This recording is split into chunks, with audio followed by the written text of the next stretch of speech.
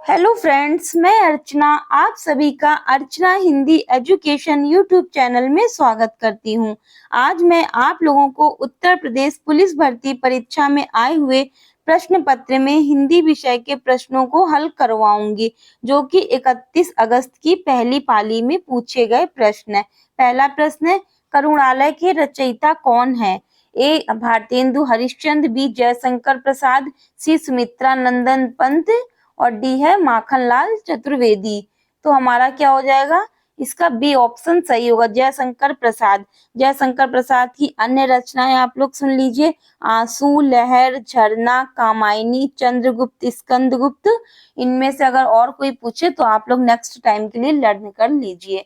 Next है, किस शब्द का प्रयोग सदैव बहुवचन में होता है? लता, दर्शन, बहन, गाय। तो जो दर्शन है हमारा वो हमेशा बहुवचन में यूज होता है। इसके अलावा प्राण, हस्ताक्षर, बाल, ये सारे ही हमारे बहुवचन है। जबकि लता का लताएं हो जाएगा, बहन का बहनें और गाय का गायें। नेक्स्ट है, जीव का पर्यायवाची है। ए ऑप्शन है जीव, बी है रसना, सी है ध्वनि, डी है वचन। तो जीव का पर्यायवाची हमारा क्या होगा? रसना होगा। जिह्वा भी इसी को कहते हैं। नेक्स्ट है, जिसका कोई आकार न हो के लिए एक शब्द है। साकार, निराकार, गोलाकार, आकार। तो जिसका कोई आकार ना हो वो निराकार हो जाएगा और जिसका कोई आकार हो वो साकार हो जाएगा। नेक्स्ट है, कव्वाली शब्द में कौन सा लिंग है? उभयलिंग, स्त्रीलिंग, नपुंसक लिंग, पुल्लिंग। तो कव्वाली शब्द हमारा क्या है? स्त्रीलिंग है। हम कहते हैं कव्वाली गाई जाती है, तो क्या हो जाएगा? स्त्रीलिंग। महादेवी वर्मा को किस पुस्तक पर ज्ञानपीठ पुरस्कार मिला था?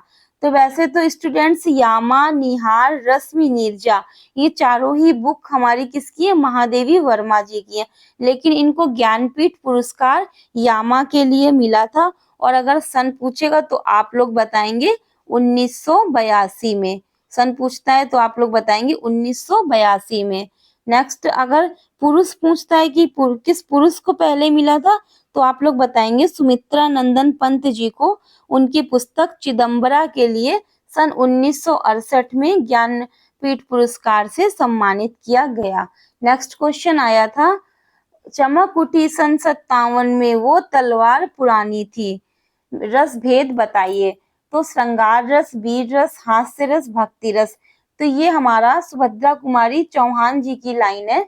चमक उठी सन 57 में वो तलवार पुरानी थी, खूब लड़ी मर्दानी वो तो झांसी वाली रानी थी। तो इसमें क्या हो जाएगा? वीर रस हो जाएगा। और अगर इसका स्थायी भाव पूछेगा तो आप लोग बताएंगे उत्साह होगा। नेक्स्ट है, अम्बुज अम्बुद शब्द युग्म के सही अर्थ भेद का चयन कीजिए। अम्बुज अम्बुद, तो दा मीन्स होता है देने वाला अर्थात बादल, और अम्बुज मीन्स होता है कमल। तो ऑप्शन नंबर डी हमारा सही है। अम्बुज मीन्स कमल और अम्बुद मीन्स बादल। बादल क्या होता है? जल देता है हमें, तो इसलिए इसके लास्ट में दा आता है। नेक्स्ट है, वह खा रहा था, मैं खा रहा था, कौन सा काल है? सामान्य भूत, अपूर्ण भूत, संदिग्ध भूत, पूर्ण भूत। तो वह खा रहा था, खा रहा था, ये हमारा क्या है? ये हमारा अपूर्ण भूत है, क्योंकि इसमें क्या है? काम अभी पूरा नहीं हुआ है। ऑप्शन नंबर 20 का राइट होगा। नेक्स्ट है, गंगा तट पर कुछ लोग भजन कर रहे थे, रेखांकित शब्द में कौन सा समास है? गंगा तट पर कुछ लोग भजन कर रहे थे, तो गंगा तट में बच्चों क्या भजन कर रहे थे? तो इसमें हमारा क्या तत्पुरुष समास हो जाएगा। ऑप्शन नंबर 20 का राइट होगा। नेक्स्ट है, जाति शब्द का बहुवचन है, तो जाति शब्द का बहुवचन हमारा क्या हो जाएगा? जातियां। ऑप्शन नंबर सी हमारा राइट होगा। नेक्स्ट है, शाश्वत का विलोम शब्द है रहस्यमय, अनश्वर, नश्वर, सदैव। तो शाश्वत मीन्स क्या होता है? चिरंजीव, मतलब सदा रहने वाला। तो इसका क्या हो जाएगा? नश्वर, मतलब नष्टहीन। नेक्स्ट है, इंदिरा, इंदिरा शब्द युग्म का सही विकल्प चुनिए। तो इंदिरा और इंदिरा, एक मीन्स होता है बच्चों, इंदिरा मीन्स होता है लक्ष्मी और इंदिरा मीन्स होता है इंद्राणी। तो ऑप्शन नंबर ए में ही हमें दोनों मिल गए, Indira Lakshmi, Indira Indrani. Option number A इसका राइट है। बोलते समय मुख के कितने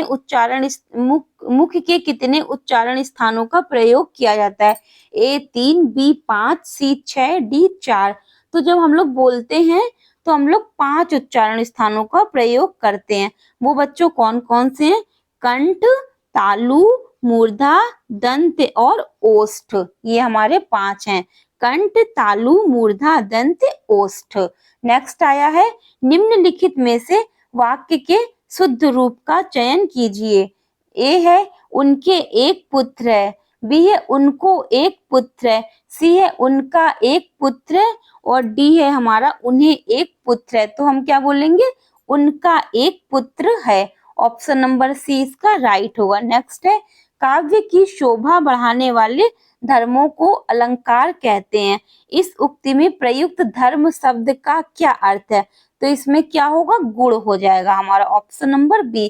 काव्य की शोभा बढ़ाने वाले धर्मों को अलंकार कहते हैं और इसी को हम लोग धर्म को ही गुण से संबोधित करते हैं।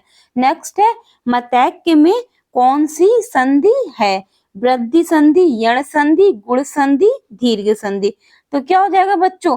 मत धन मतैक्य को जब हम लोग तोड़ेंगे तो ये टूटेगा मत धन एक के। जहाँ पे ए की वृद्धि होती है वहां पे हमारी क्या होती है? वृद्धि संधि हो जाती है। तो ऑप्शन नंबर ए इसका राइट है। नेक्स्ट पूछा गया है, अल्प विराम का चिन्ह है। ए ऑप्शन है, बी सी डी। तो ए तो हमारा विस्मयादि बोधक है, बी इसमें हमारा क्या हो जाएगा? अल्प विराम हो जाएगा और सी हमारा क्या हो जाएगा? पूर्ण विराम हो जाएगा और डी ऑप्शन हमारा अर्ध विराम हो जाएगा। नेक्स्ट क्वेश्चन है बच्चों, ओके नेक्स्ट में इसमें मैथ है। ये पेपर थोड़ा सा ऊपर नीचे सेट हो गया है, अभी इसके कुछ क्वेश्चंस बाकी हैं वो मैं आपको करवाती हूँ।